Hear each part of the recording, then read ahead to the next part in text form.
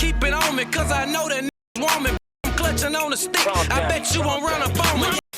I can't get caught lacking out the door, cause these spinning. I can't let them take me, I gotta hold my image.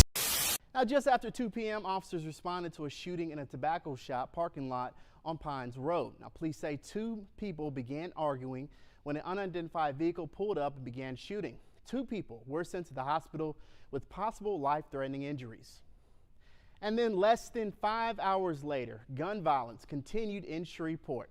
2 more people were taken to a hospital. This is following a shooting at the corner of Downdale and West 77th Street. As of right now, we're working to learn, there's that video right there. As of right now, we're working to learn more details on what exactly happened. Now, police are asking if you have any information on any of these shootings, you're asked to call Crime Stoppers.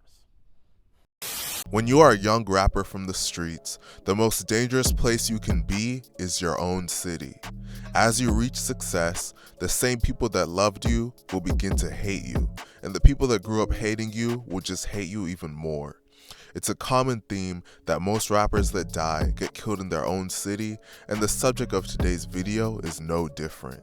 The subject of today's video lost his life right after signing a record deal and finally accomplishing his dream. The subject of today's video is none other than Blue Benji Kobe, and today we're going to be telling his story. But before we get into the video, please be sure to like and subscribe. Blue Benji Kobe, real name Jacoby Kente Ware, is from Shreveport, Louisiana, also known as Ratchet City. The biggest name to come from there is the rapper Hurricane Chris. If you know anything about Louisiana, then you know that it's full of dangerous places, and Shreveport is no different. According to Forbes.com, Shreveport is the 10th most dangerous city in America. Kobe grew up in a hectic environment, and as a result, he jumped into the streets at a young age. He officially jumped off the porch at just 13 years old, and he would go to jail for the first time at age 14 after being caught with a gun. As he got more into the streets, he eventually started gangbanging. He was a part of a set called Blue Benji Gang, or BBG for short. This is different from the other famous BBG gang that resides in Baton Rouge, Louisiana. The Shreveport BBGs primarily beef with Ratchet Committee, YBC, RNAS, Goonie Boys, and Soulja Life. The BBGs are closely affiliated with SOD, standing for Step or Die. These beefs would heat up the streets of Shreveport, and both sides would suffer losses. As I mentioned earlier, one of the main groups that BBG beefs with is Ratchet Committee. It is rumored that the beef between these groups originally started over a dice game. During this dice game, a member of the Ratchet Committee was allegedly taking everyone's money, so an argument would break out.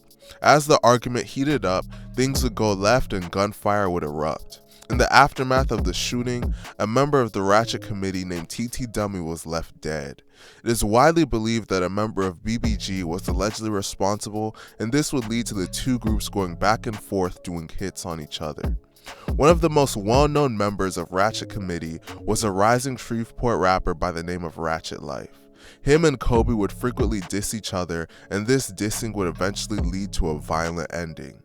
On October 2nd, 2017, Ratchet Life was on his way to the studio to record new music. Ratchet Life was in the passenger seat of a car going eastbound on I-20, getting driven by one of his associates when a small dark SUV pulled up right beside them and someone inside started firing a rifle. Ratchet Life, real name DeAndre Brown, was shot in the head and died on the scene. He was only 22 years old. The driver, by the name of Kenyon Frazier, was also shot multiple times, and he was taken to University Health Hospital with life-threatening injuries, but ultimately he survived. It is widely believed that Blue Benji Kobe and other members of BBG were allegedly responsible for the shooting.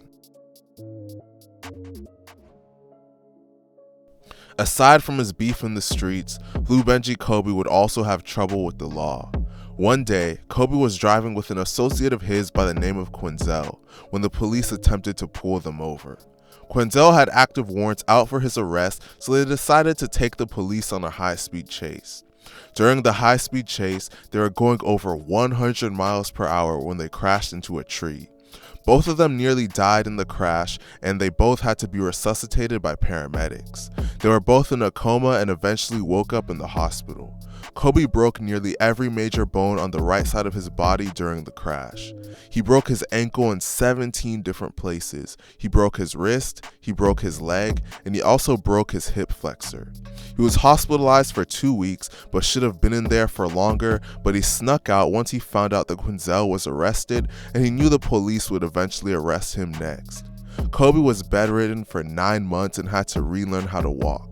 This incident would cause Kobe to be wanted by the authorities, so he ended up deciding to turn himself in.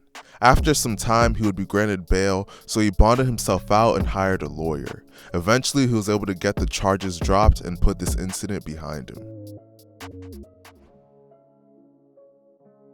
Now, just after 2 p.m., officers responded to a shooting in a tobacco shop parking lot on Pines Road. Now, police say 2 people began arguing when an unidentified vehicle pulled up and began shooting. 2 people were sent to the hospital with possible life-threatening injuries. Eventually, all of the beef that Kobe had in the streets of Shreveport would catch up to him. On December 6, 2020, Blue Benji Kobe was sitting in his car in front of Tobacco King Smoke Shop when a man by the name of Stoner Hill D, real name DeVoris Hardy, and one other person walked up to him. Upon seeing Stoner D, Kobe opened fire and Stoner D returned fire, leading to a shootout. Kobe was able to exit his car and strike D in the hand and thigh, but that was not enough. Kobe was shot multiple times in the body and collapsed. When authorities arrived at the scene, they transported Kobe to Ochsner LSU Health with life-threatening injuries, and he would tragically pass away there at just 24 years old.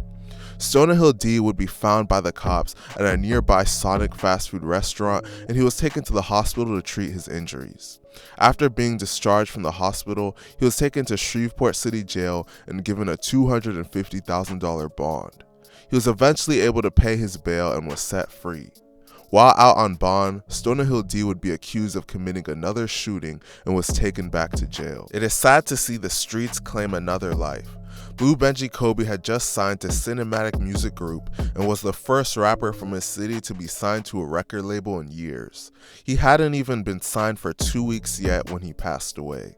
It's crazy to think about what he may have accomplished if he could have reached his full potential.